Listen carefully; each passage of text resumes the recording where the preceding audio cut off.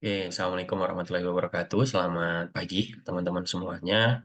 Kembali lagi di pertemuan yang keempat ya, NIS Data tidak terstruktur. Nah, di pertemuan ini kita akan membahas khusus tentang text data representation ya, atau representasi dari data teks. Nah, di text data representation ini kita akan melanjutkan apa yang sudah kita bahas di minggu lalu ya. Dari pertemuan minggu lalu, apa saja yang teman-teman sudah bisa peroleh ya. Tentu saja ada cukup banyak hal tentang basic-basic dari natural language processing. Nah, di text data representation ini kita akan memperdalam lagi beberapa hal. Yaitu yang pertama adalah kalau di minggu lalu teman-teman sudah belajar gitu ya, apa itu collection, kemudian apa itu dokumen, kemudian term gitu ya, dan seterusnya. Misalnya teman-teman memiliki dokumen gitu ya, memiliki dokumen. Dokumennya misalnya cukup panjang, dokumennya misalnya cukup panjang, tapi saya gunakan sebagai salah satu contoh saja, satu contoh saja penggalan dari dokumen tersebut. Penggalannya misalnya hanya saya ambil satu kalimat misalnya ya. Misalnya penerima vaksin COVID-19 tetap bisa menularkan virus COVID-19. Misalnya seperti ini. Ini dokumennya gitu ya. Nah, dari dokumen ini gitu ya, kita akan bisa melakukan tokenisasi ya. Kita punya beberapa token nantinya. Betul ya. Ada penerima, kemudian ada vaksin, ada COVID-19, kemudian ada tetap, ada bisa, kemudian tularkan gitu ya, virus, kemudian COVID-19. Nah, di sini kita coba tokenisasinya sudah per kata gitu ya. Nah, ini kalau kita melakukan tokenisasi. Nah, dari hasil tokenisasi inilah yang kemudian menjadi term gitu ya. Paling simpelnya seperti itu. Dari keseluruhan dokumen yang kemudian sudah dipecah-pecah ke dalam masing-masing term inilah ya, kita akan memiliki sebuah definisi baru yang nanti akan banyak sekali akan kita gunakan sepanjang perkuliahan. Jadi misalnya adalah kita punya namanya seberapa sering gitu ya, seberapa sering munculnya suatu term tersebut. Kita sebelum menyebutnya sebagai TF, term frequency.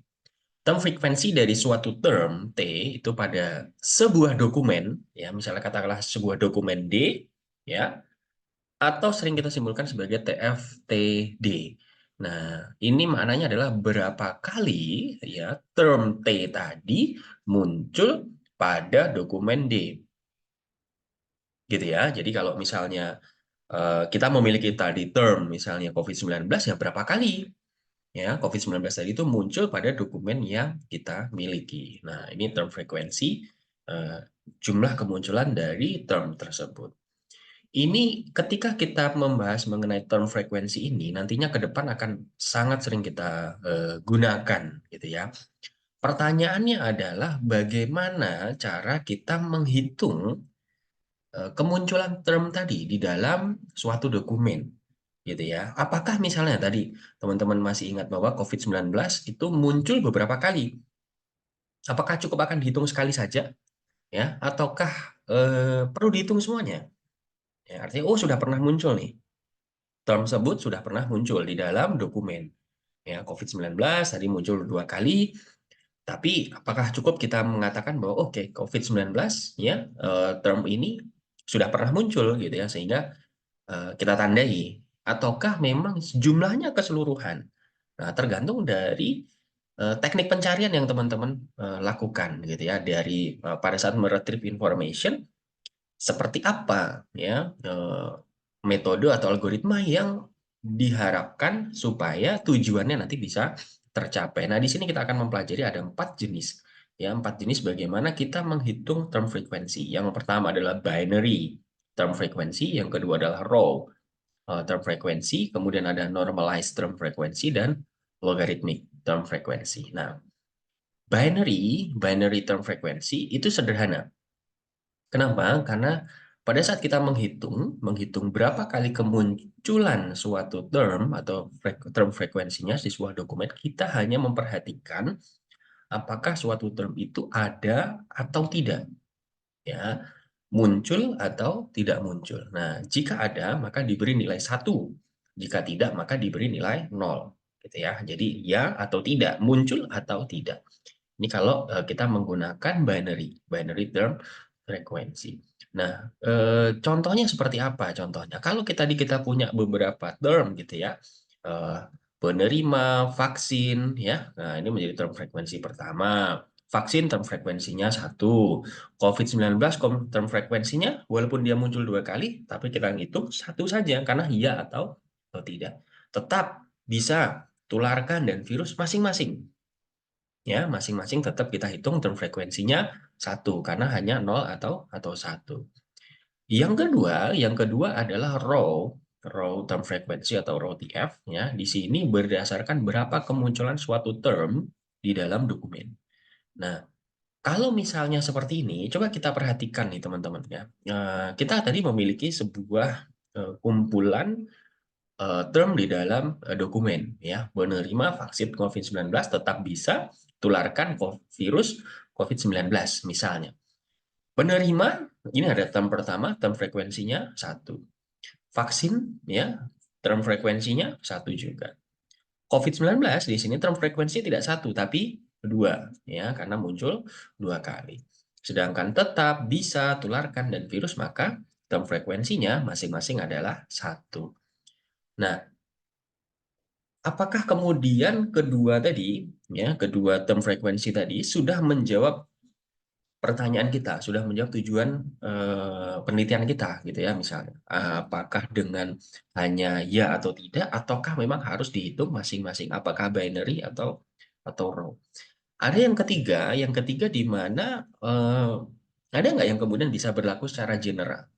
Nah, ini ada yang disebut sebagai normalize, gitu ya, normalized term frequency.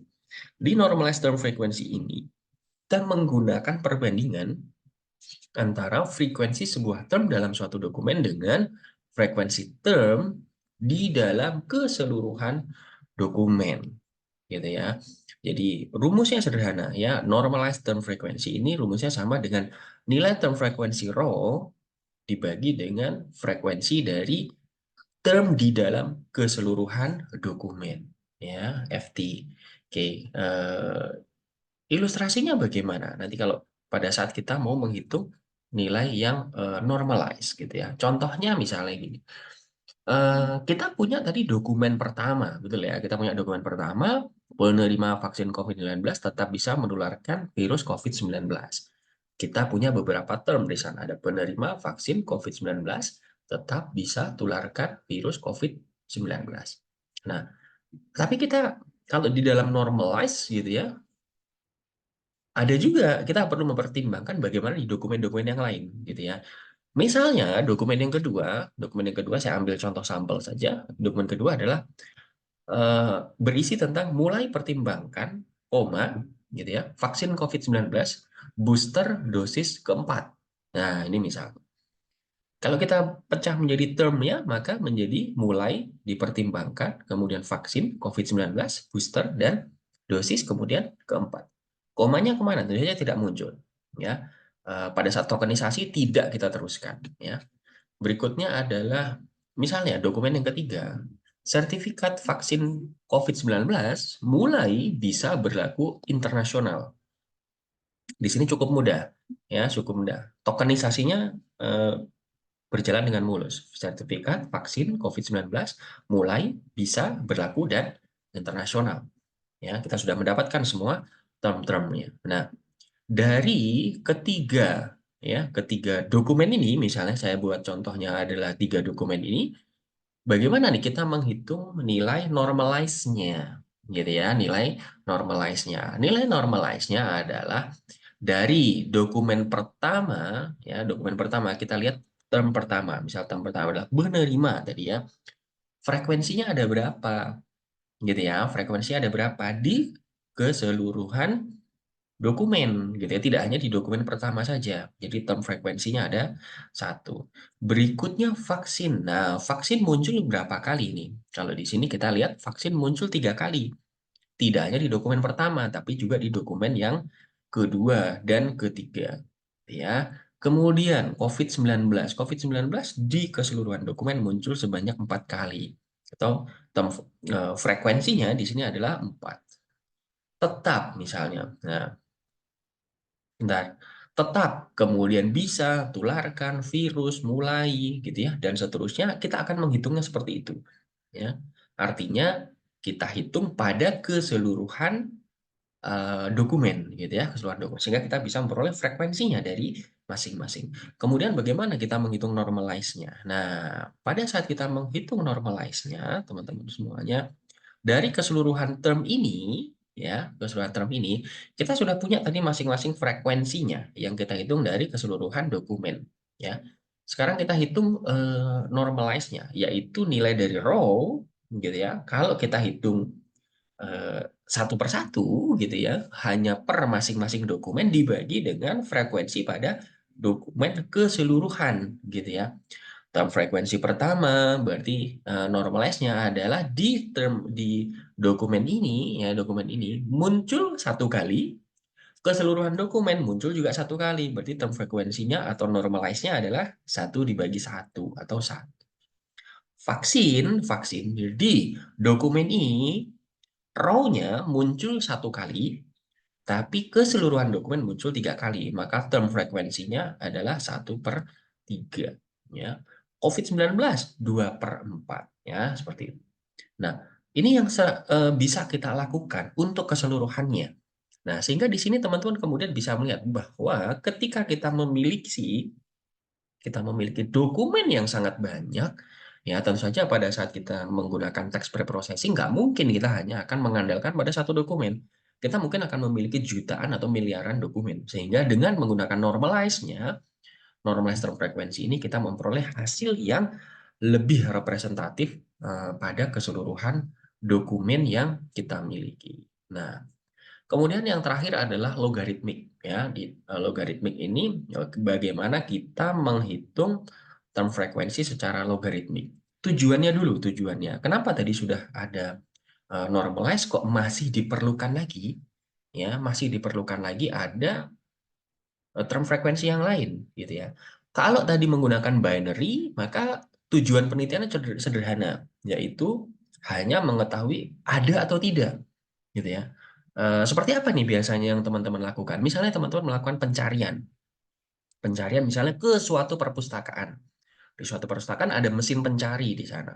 Mesin pencari teman-teman mengetikkan keywords. Nah, dari keseluruhan database, misalnya mau mengetikkan misalnya teks analisis gitu ya, atau teks analytics. Maka kalau teman-teman menggunakan binary, dan umumnya memang digunakan binary, adalah akan diberikan kepada teman-teman semuanya dokumen yang memang ada kata-kata apa? Teks dan analisis. Pertanyaannya, apakah teks dan analisis yang ada di dokumen yang diberikan pasti sesuai dengan apa yang teman-teman harapkan? Belum tentu, gitu kan? Karena mungkin munculnya hanya kebetulan, atau munculnya hanya satu kali. Sama sekali mungkin dia tidak membahas tentang teks analisis, ya. Tapi mungkin membahas tentang sesuatu, tapi muncul ada teks dan analytics-nya. Nah, kalau dengan menggunakan row, nah, semakin sering suatu term itu muncul, berarti dianggap bahwa semakin relevanlah dokumen yang kita terima. Oh, kalau munculnya teks analytics-nya cuma satu kali, wah ini mah kurang relevan, gitu ya. Semakin sering muncul term teks dan analytics, maka semakin relevanlah dokumen tadi. Ya.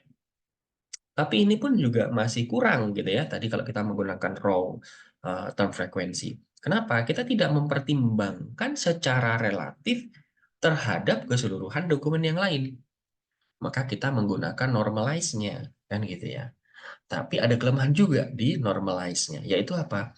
Kita seringkali ada dominansi dokumen yang termnya cuma sedikit.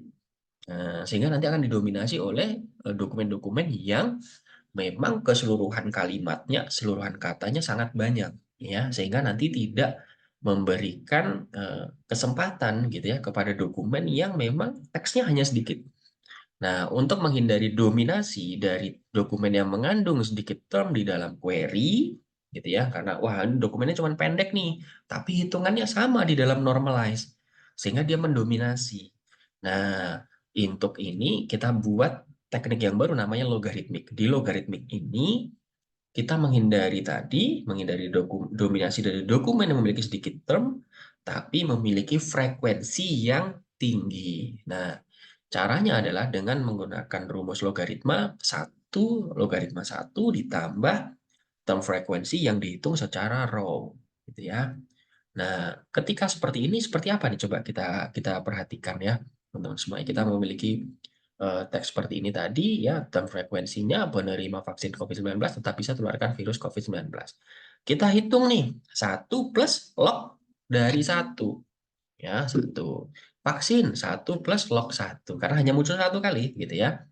COVID-19, ya, COVID-19 1 plus log 2, berarti 1,3. Dan seterusnya, sehingga kita sudah memperoleh nilai term frekuensi yang lebih representatif dengan menggunakan nilai logaritmiknya. Berikutnya adalah kalau kita sudah memiliki term frekuensi, kita perlu menghitung dokumen frekuensi, ya. Dokumen frekuensi atau DF, ya, ini kita hitung dari berapa banyaknya dokumen di mana suatu term tadi muncul. Kenapa? Suatu term itu akan kita anggap term yang penting, term yang menarik, gitu ya, ketika dia memang mendominasi pada banyak dokumen, gitu ya. Berarti semakin populer. Misalnya teman-teman pada saat melakukan marketplace, gitu ya, mengetikkan sesuatu di marketplace, gitu ya. Misalnya mau mencari apa nih? Eh, Sepatu, gitu ya, olahraga, misalnya apa misalnya Nike misalnya, ya ini kan sudah ada ini ya, sudah ada rekomendasinya. Dia bagaimana membuat rekomendasi, seberapa penting suatu term atau keyword tadi digunakan oleh pengguna-pengguna yang lain. Nah, kita perlu menghitung dokumen frekuensi. Nah, dari dokumen frekuensi ini, ya, kita coba hitung. Misalnya tadi kita punya 3 dokumen, gitu ya. Term penerima berarti muncul, dokumen frekuensi muncul di hanya muncul di satu dokumen, betul ya. Vaksin muncul di 3 dokumen, maka disebut sebagai DF-nya 3. COVID-19 muncul di 3 dokumen, DF-nya 3 juga, dan seterusnya. Nah, pertanyaannya adalah, kalau seperti ini, ya, bagaimana kita bisa kemudian mempertimbangkan apakah suatu dokumen tadi, ya dia mungkin muncul di banyak dokumen, gitu, tapi kemudian tidak informatif. Misalnya apa? Kalimat-kalimat penghubung, misalnya seperti yang, di, untuk, kepada, itu kan suatu term yang pasti akan muncul di banyak sekali dokumen, tapi useless atau kurang informatif.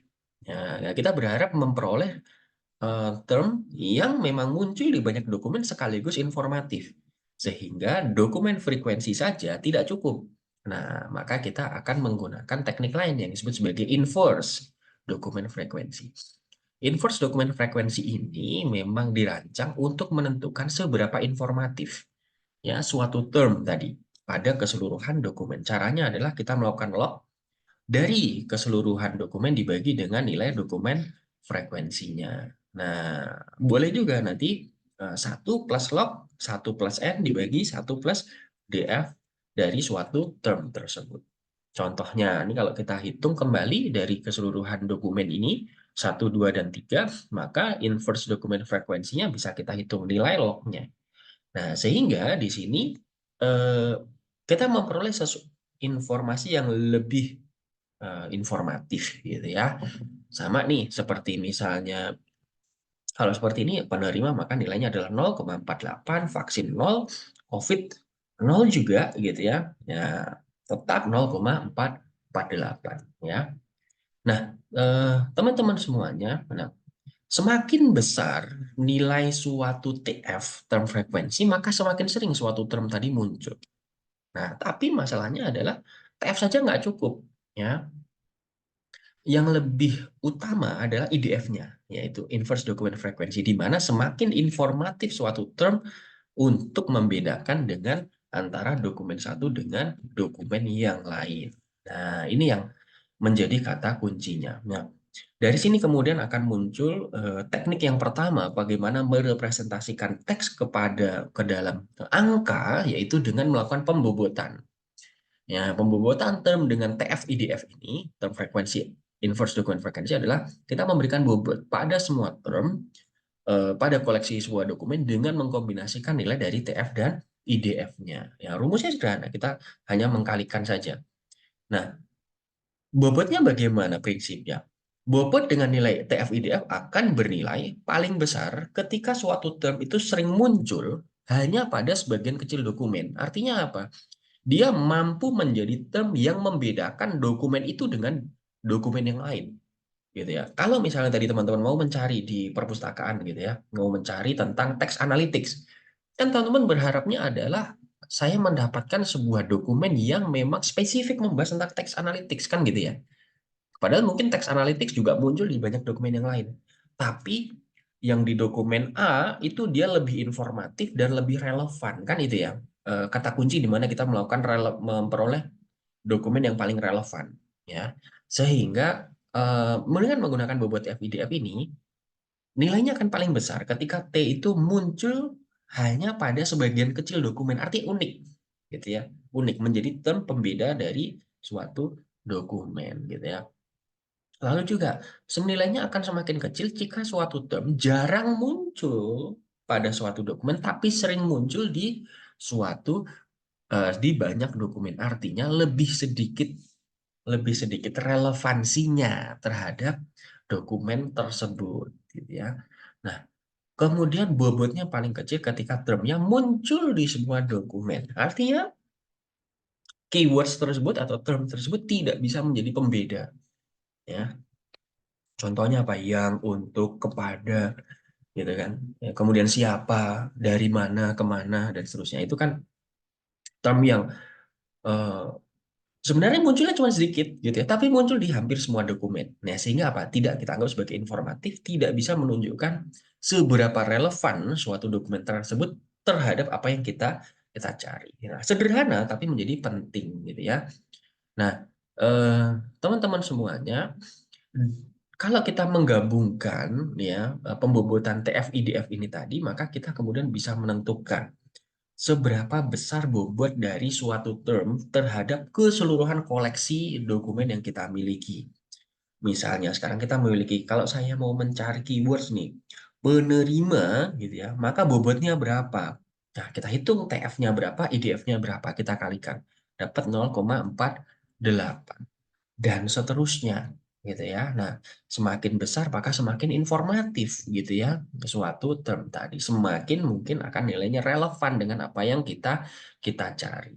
Nah, eh, berikutnya adalah bagaimana kita melakukan representasi ya, melakukan representasi dari teks yang kita miliki. Nah, dalam melakukan representasi ini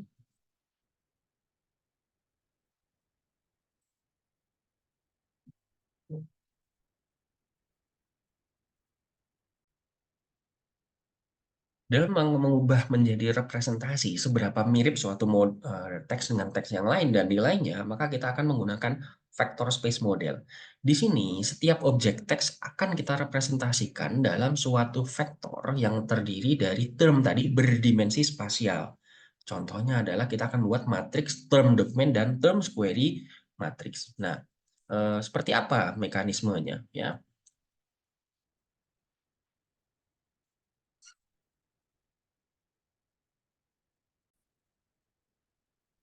yang pertama adalah term dokumen matrix. Nah, di sini kita membandingkan antara kemunculan suatu term dengan dokumen-dokumen, ya, sehingga kita memperoleh nilai bobotnya masing-masing. Kemudian kita bisa eh, mencontohkan kalau dari masing-masing dokumen ini berapa nilai TF-IDF ya pada masing-masing dokumen gitu ya untuk masing-masing term. Nah, sehingga kita memiliki matriksnya, term dokumen matriks.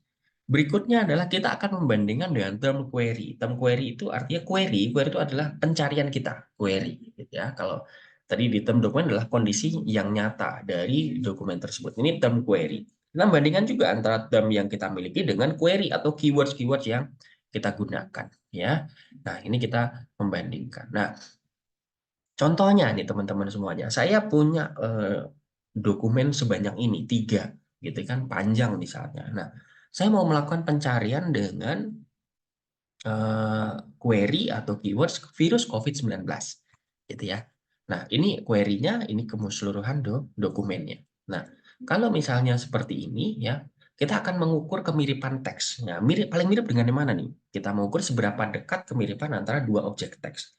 Contohnya adalah seberapa mirip suatu query dengan dokumennya, gitu ya. Nah, kalau misalnya seperti ini, teknik yang pertama adalah edit distance. Ya, edit distance-nya mengukur seberapa berbeda antara dua string atau misalnya dua kata satu dengan yang lain. Caranya gimana? Caranya adalah dengan menghitung, gitu ya, jumlah minimum operasi yang diperlukan, ya, untuk mengubah satu string menjadi string yang lain. Nah, baru kita bisa mengukur berapa berbeda dua string tadi. Ada tiga operasi yang bisa kita gunakan, yaitu insertion, deletion, dan substitution. Nah, insertion, deletion, dan substitution. Insertion itu artinya memasukkan, ya. Deletion itu menghapus, substitution mengubah atau mengganti. Ada tiga jenis. Levenshtein distance, gitu ya, distance. Yang ini memungkinkan, gitu ya, memungkinkan kita melakukan deletion, insertion, dan substitution yang dalam banyak kasus inilah yang disebut sebagai edit distance, gitu ya. Edit distance sebenarnya ada tiga, tapi yang kalau orang mungkin menyamakan sebagai edit distance saja, maka yang dimaksud adalah Levenshtein distance. Yang kedua adalah longest common subsequence, LCS distance.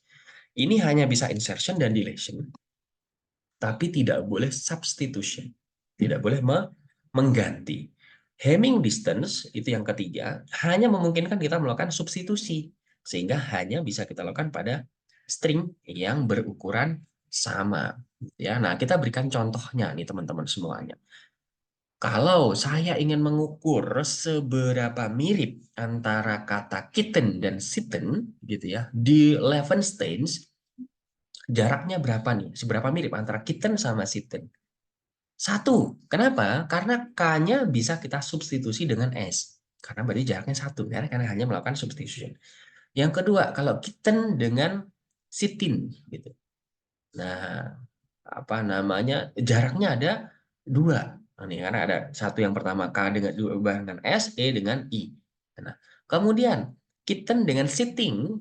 Nah, berarti yang ketiga nih kita melakukan insertion tiga. Berarti antara kitten dan sitting itu jaraknya tiga, gitu ya. Jadi misalnya kalau teman-teman mau mencari kalimat dengan kata kitten, mungkin dia akan dianggap cukup mirip dengan sitting, gitu ya, karena jaraknya adalah tiga, gitu ya, perbedaan ada tiga.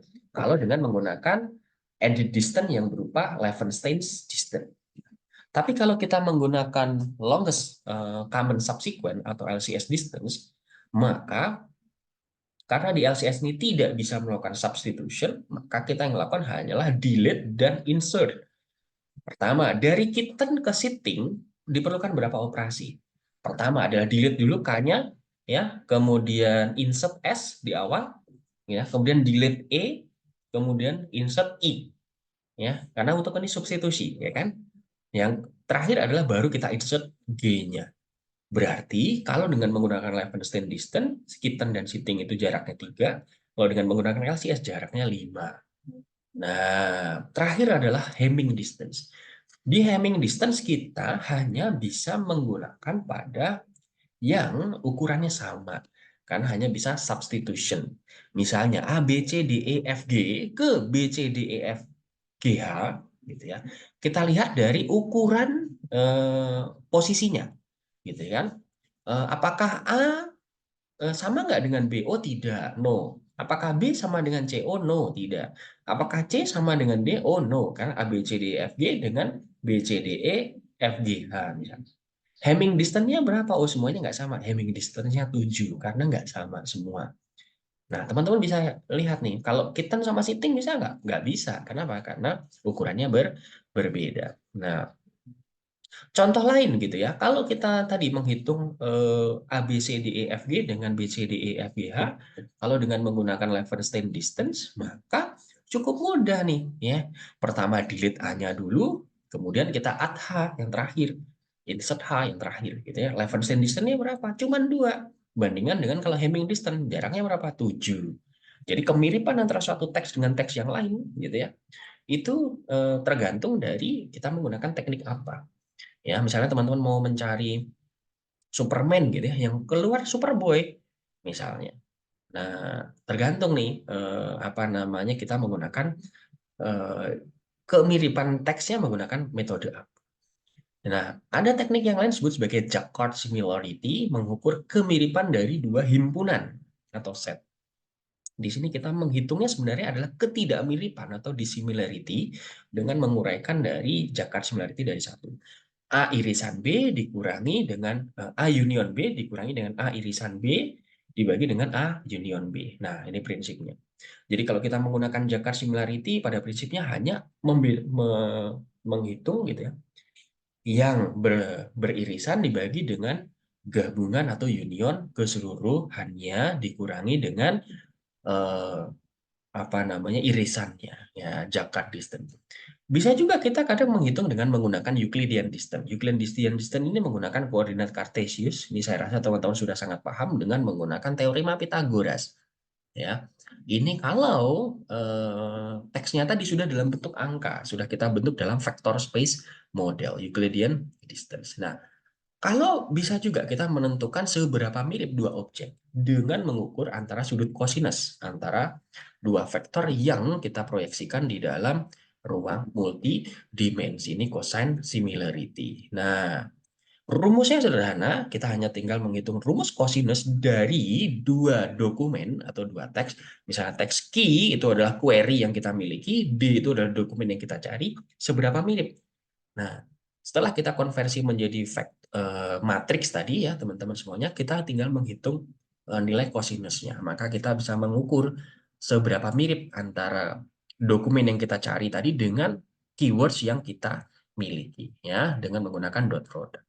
Nah, ini beberapa contohnya. Pertama, kita ekstrak dulu semua kata yang unik dari gabungan keseluruhan dokumen tersebut, gitu ya. Kemudian kita hapus yang duplicate-duplicate, gitu ya, teman-teman semuanya. Kemudian kita buat vektor untuk setiap dokumen dengan menghitung jumlah frekuensi kemunculan katanya. Setelah itu baru kita hitung cosine similarity-nya, similarity cosinusnya, gitu ya. Nah, seperti ini. Nah, sehingga kalau kita menggunakan cosine similarity ini ya teman-teman semuanya kita bisa menghitung ya. Kalau misalnya saya menggunakan query ini gitu ya, ya maka mana nih yang akan kemudian kita peroleh? Oh, ternyata virus COVID-19, query virus COVID-19 kemiripannya dengan dokumen pertama 0,96 ya dengan cosine similarity. Ya, ini yang kemudian bisa kita terapkan pada dokumen-dokumen yang lain. Nah, ini saja mungkin apa yang akan kita bahas di pertemuan kali ini ya teman-teman semuanya. Kalau ada pertanyaan nanti boleh disampaikan ya kepada saya. Oke, terima kasih semuanya ya kurang lebihnya mohon maaf. Terima kasih. Assalamualaikum.